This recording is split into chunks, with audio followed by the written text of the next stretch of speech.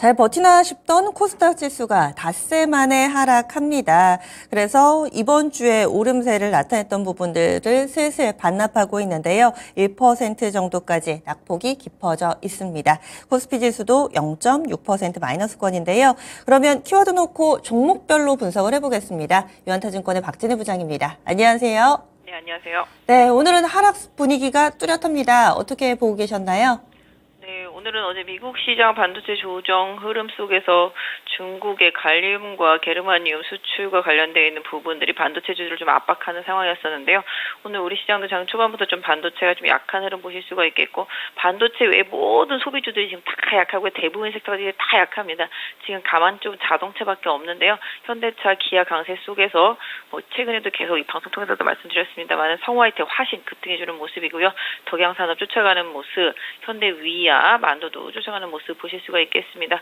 자동차와 자동차 부품주가 시장을 이끌고 있는 모습이고요. 타이어주들도 좀 따라가는 모습 보실 수가 있겠습니다. 그 외에는 전체적으로 시장에서 매물 좀 나오고 있는데요. 2차 전지도 매물은 나오고 있습니다만은 어차피 지금 흐름 보시면 장비주 좀 보시면 하나기술이라든지 PNT, 엠플러스 같이 장비주들 좀 강세 보여주고 있고요. 어제부터 좀 대주전자도 강세 흐름 이어가고 있는 모습 보실 수가 있겠습니다. 최근에 좀 조정받았던 소재 섹터 내에서는 이스 스페셜티 케미칼이 오늘 좀 강하게 좀 반등세 보여주고 있고요.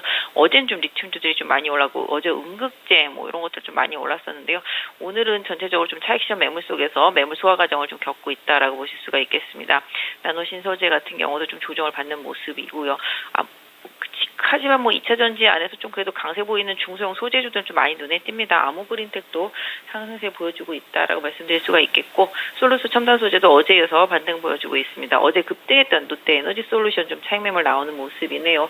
전체적으로 놓고 본다라면 시장 전반적으로 좀 약한 흐름이고요. 내수 소비주들도 다 지금 많이 급락하는 모습, 셀 쪽도 2차 전지 셀 쪽도 좀 많이 빠지고 있는 모습이고요. 화학주들도 그 바닥이 어딘지 모르게 계속 밀려 내려가는 모습 보실 수가 있겠습니다. 전반적으로 시장 좀 약세 분위기 속에서 시장 초반부터 외국인 매도세가 거래소 좀 많이 나오고 있는 모습이고요. 지금 환율도 급등하고 있습니다. 달러 인덱스 좀 많이 올라갔기 때문에 환율도 좀 급반등하고 있는 모습 속에서 다시 또 1,300원대 위로 올라간 모습 보실 수가 있겠습니다. 저희가 이 시간에는 종목별로 좀 나눠서 얘기를 많이 해봤는데, 최근에 지수 분위기는 박스권에 갇혀 있다고 보시는지 아니면 이렇게 잠깐 쉬었다가 다시 2,600선 뚫고 갈 거라고 보시는지 어떤 견해 가지고 계신가요? 개인적으로 좀 지수가 2,600을 지금 다시 뚫고 가기 위한 전제 조건은 외국인 수급과 대형주의 움직임이 강하게 나타나줘야 됩니다. 그 흐름이 다시 좀 개시가 되어야지만 지수가 올라갈 수 있는데요. 사실 지수보다는 종목의 흐름이 좀 더 중요하고요. 지금 박스권 흐름 말씀드렸었는데 지금 계속 박스권입니다. 2,550에서 2,654이고 박스권인데요. 사실 2,600을 넘어가도 2,650에서 걸리게 되기 때문에 사실 큰 의미는 없습니다. 그래서 그 100포인트 안에서의 박스권 흐름이고, 최근에 시장이 박스권 안에서 섹터별로 돌아가면서 순환매가 계속 돌다 보니까 시장을 계속 보고 있는 사람들 상당히 피로도가 높습니다. 상승하는 종목을 갖고 계신 분들이 아니다라면 엄청난 피로감을 가지고 있기 때문에 시장이 지금 여기서 에너지를 모아가는 과정이 아니라 오히려 에너지를 소진시켜가는 과정으로 보여지고 있기 때문에 개인적으로는 좀 단기적으로 좀 많이 추세를 강하게 이어가고 있는 종목들이 당연히 좋긴 하겠습니다만은 또 단기 좀 급등하고 바닥권에서 급등하고 이러면서 손실봤던 부분들이 줄어든 종목들이 있다라면은 이런 부분에 대해서는 좀 비중을 줄여나가는 전략, 그다음에 실적이라든지 외국인 수급 이런 부분들을 꾸준히 좀 지켜보시는 게 좋겠고요. 사실은 상반기 내내 미국만 보고 달려왔습니다. 미국, 일본, 대만, 한국 이쪽만 지금 강했거든요. 중국에 뭔가 산업적인 연결고리가 없는 회사들 위주로 강했습니다. 반대로 중국과 산업적인 연결고리가 있는 기업들이 좀 약했다고 보시면 되겠고, 소비주들이 더 이제 물가 부분 때문에 좀 약했던 부분들, 또 수출주가 지금 정부가 계속 밀고 있는 쪽에서 수출주가 강했던 부분인데요. 이런 쪽들이 계속 유효한 건 맞지만 그 안에서 계속 순서대로 돌아가면서 올라오고 있기 때문에 추세를 계속 강화시켜가는 과정 중에서 눌림목을 주도주 섹터에서는 계속 활용하시는 전략이 좀 필요하겠고, 지금 상태라면 아까 말씀드린 대로 지수보다는 좀 종목에 좀 더 의미를 두시되, 종목별로는 또 단기적으로 이격이 과다하게 벌어지면 항상 조절하고 다시 눌리면 매수하는 그런 트레이딩 전략을 같이 써주시는 게 지금 시장에서는 가장 좀 유효한 투자 전략인 것 같습니다.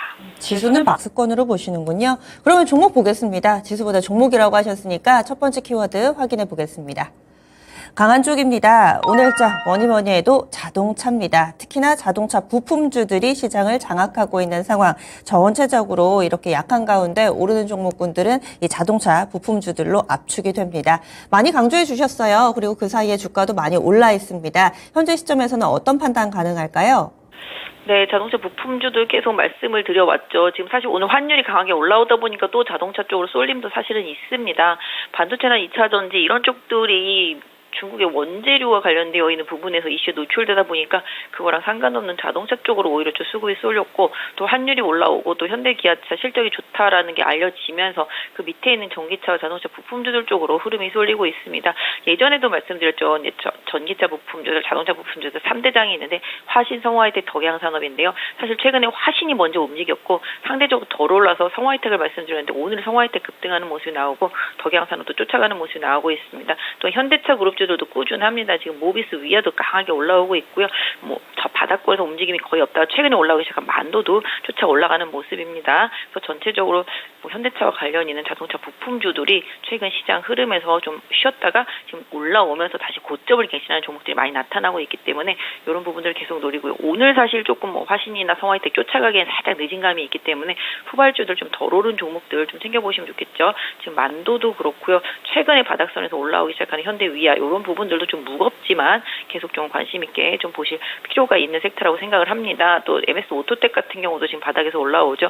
사실 최근에 현대 오토에버는 부품주는 아니지만 상당히 좀 강하게 올라오는 모습이고요. 최근에 좀 조정받고 오늘 PHA 같은 경우도 강하게 좀 올라오는 모습입니다. 그래서 전반적으로 자동차 부품주 섹터 내에서 덜 오른 종목이 좀 키 맞추기 따라가기 흐름할 수 있기 때문에 안 올라간 자동차 부품주 찾아보시는 것도 단기적으로는 좀 좋겠다라고 좀 말씀드릴 수가 있을 것 같습니다. 네. 다음 두 번째 키워드 넘어가겠습니다. 오늘장 큰 어려움을 겪고 있는 섹터 건설입니다. 특히나 GS건설이 그 중심에 있고요. 이런 부분이 전체적인 건설주들 쪽으로 확대되는 모습 뚜렷하게 나타납니다. 어떻게 대응 전략 세워야 될까요? 네, 사실 건설 정말 죽어라 하고 있는 것 같습니다. 사실 최근에 섬유 의복도 그렇고 건자재도 그렇고 재고가 계속 감소되는 게 좀 눈에 띄면서 이쪽 섹터주들이 건자재 섹터주들은 좀씩 살아나고 있었던 상황이었었거든요. 그런 상황 속에서 지금 GS건설 같은 경우는 인천 건단 쪽 지하주차장 무너진 부분들 다시 전체 시공 다시 한다라고 하면서 비용 부담이 1조다 얘기가 좀 나오고 있습니다. 그러다 보니까 급락을 하고 있고요. 그 와중에 다른 건설주들까지도 같이 급락하는 모습 보실 수가 있겠습니다. 전반적으로 지금 건설 쪽에서는 그나마 국내 건설하지 않고 있는 삼성 엔지니어링 같은 경우가 나홀로 강세를 계속 이어가고 있는 상태라고 보시면 좋겠는데요. 안 그래도 금리 때문에도 힘든 건설사, 거기다가 최근에 또 원자재 가격들도 많이 올라서 재건축 같은 것들 이렇게 오히려 안 하려고 하는 그런 상황까지 놓여 있는 상태인데요. 건설주의 흐름은 조금 더 힘든 시간을 좀 이어갈 수 있지 않을까 싶습니다. 건설주뿐만 아니라 화학주들도 다 마찬가지가 되겠습니다. 그래서 정말 내수 쪽에서 큰 소비 이런 쪽들 금리에 영향을 받는 쪽들은 당분간 조금 힘든 시간이 좀 더 이어질 수 있을 것 같은데요. GS건설 딱 하나만 놓고 본다라면 2007년 고점 이후 지금 거의 10토막 이상이 나 있는 상태라고 보시면 좋겠습니다. 2004년도 최저점이 한 14,000원대 초반입니다. 결국은 그 부분이 GS건설로 봤을 때는 지지선 역할을 해줄 수 있을 것으로 보여지고 있는데요. 거의 한 20년 전 주가 요 정도 수준이 되겠습니다. 그만큼 좀 주가가 많이 빠졌습니다. 기업이 이번에 위기를 잘 겪고 난다라면 주가라는 측면에서 보면은 바닥일 수도 있겠습니다만은 또 회복할 가는데 시간도 좀 많이 필요하지 않을까 싶고요. 건설보다는 최근에 아시다시피 기계 쪽들, 전력 기기 쪽들 이런 쪽들이 워낙 좋았습니다. 실적이 좋은 쪽들이죠. 그러니까 이런 쪽들이 오히려 좀 더 집중해 주시고요. 상대적으로 건자재 쪽들은 큰 피해는 없다라고 보여지고 있습니다만은 역시 건설 경기 부진에 좀 영향을 받고 있습니다만은 LX 하우시스 같은 경우는 추세가 좋고 실적도 계속 좀 이어간다라는 점 좀 참고해서 종목별로 좀 선별해서 투자하실 필요가 해당 섹터에서는 필요하지 않나 싶습니다. 건설 섹터 실적도 별로 안 좋죠? 실적 전망도요.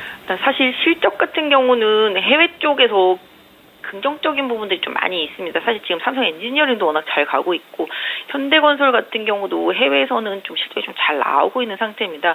실적에도 불구하고 주가가 많이 빠진 상태로만 본다라면은 뭐 현대건설이라고 볼 수 있겠는데 실질적으로 뭐 실적도 안 좋지만 이제 비용 부담이라든지 그다음에 이제 아까 말씀드린 원가 그 부분이랑 금리 이런 부분에 좀 민감하다 보니까 건설업이 지금 완전히 조금 힘을 잃은 상태라고 보시면 좋겠습니다. 근데 사실 실적만 이렇게 열어놓고 봤을 때는 현대건설 같은 경우는 그동안 계속 나쁘지는 않았었거든요. 근데 이제 뭐 GS건설 같은 경우 좀 나쁘고 다른 이제 중소건설사들도 최근에 무슨 재건 이슈라든지 이런 걸로 주가만 이제 막 뛰어 올랐기 때문에 실제 실적과의 괴리감을 줄이는 구간이 다른 중소건설사들한테도 좀 필요하지 않을까 싶고요. 사실 인프라 투자라든지 이런 걸로만 봤을 때는 기계나 전력기기 뭐 이런 쪽들이라든지 토목 이런 쪽들은 앞으로 뭐 해외 쪽에서는 긍정적인 부분들이 일부 있을 수 있겠습니다만은 아까 말씀드린 대로 이렇게 아파트 뭐 이런 쪽 주택 이런 쪽들에 집중되어 있는 기업들 같은 경우는 뭐 시황호전이라든지 그다음에 아까 말씀드린 금리의 개선세 이런 부분들을 조금 더 확인할 필요가 있겠습니다. 흔히 생각해 보더라도 지금 건설하는데 짓는 뭐 철근, 원가 많이 오르는데 또 분양가 상한제로 막아놓고 판가는 그러면 올리지도 못하고 그래서 확실히 국내에서 건설 사업하는 쪽은 좀 보수적인 시각 주셨고 다만 해외에서의 비중이 좀 있는 업체들은 괜찮다. 건설 섹터를 보실 때도 또 어떤 쪽에서 수익을 내는지 건자재까지 그리고 또 건설 중장비까지 요목조목 좀 나눠서 투자 전략을 세워보셔야 되겠습니다. 다음 키워드 넘어가겠습니다. 마지막 키워드인데요.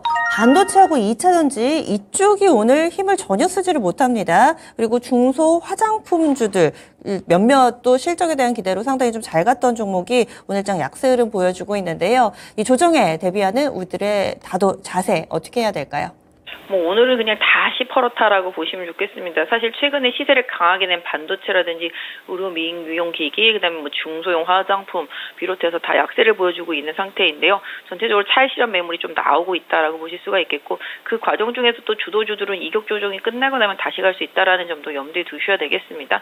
오늘 뭐 반도체, 2차 전지 어제 많이 올랐던 종목들 조정은 겪고 있지만 추세상에서 어제 강하게 올랐던 부분의 절반 이상 내놓지 않는다라면은 다시 또 수급 보시면서 긍정적인 부분들 유지시켜줘야 될 것 같고요. 반도체는 계속 말씀드리지만 꺾이지 않는 마음이 중요합니다. 반도체는 지금 보시면은 이게 갈륨이나 그다음에 뭐 게르마늄 이런 것 때문에 이제 반도체 소재에 대한 부분들 때문에 타격을 입을 거라고 생각하고 그 가격들이 또 올라가고 공급이 부족해지면은 원가가 올라가는 부분이 분명히 있다라고 보실 수 있겠지만 기본적으로 지금 국내에서 제일 잘 갔던 반도체들 보신다라면은 사실 그쪽 소재나 재료, 부품 쪽들이 아니라 후공정 쪽입니다. 미세공정 쪽이죠. 그러니까 결과적으로는 삼성도 그렇고 하이닉스도 그렇고 이쪽이 계속 집중을 하기 때문에 반도체 쪽에서 보신다라면은 절대적으로 후공정 쪽을 계속 보시는 게 맞겠고요. 기존의 주도주들이 바로 그쪽이기 때문에 기존의 주도주들이 이번 조정 이후에 이격 조정 끝나고 나면 또 힘을 쓸 수밖에 없다라는 생각을 하고 있습니다.